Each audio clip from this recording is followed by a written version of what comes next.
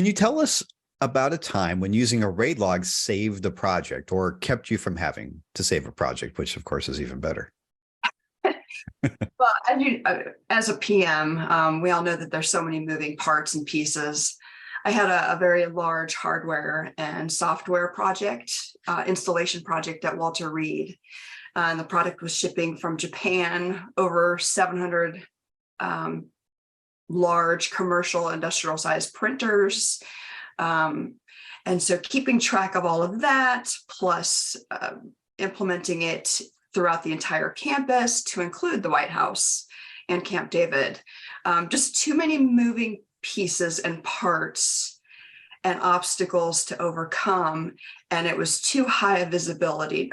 Definitely not presidential, but it was a pretty important project. And so I needed to stay on top of everything from the get-go. And aside from the schedule, the RAIDLOG was my second most important document. What an exciting project. That had to have been high profile, yeah? Well, for the company, yes.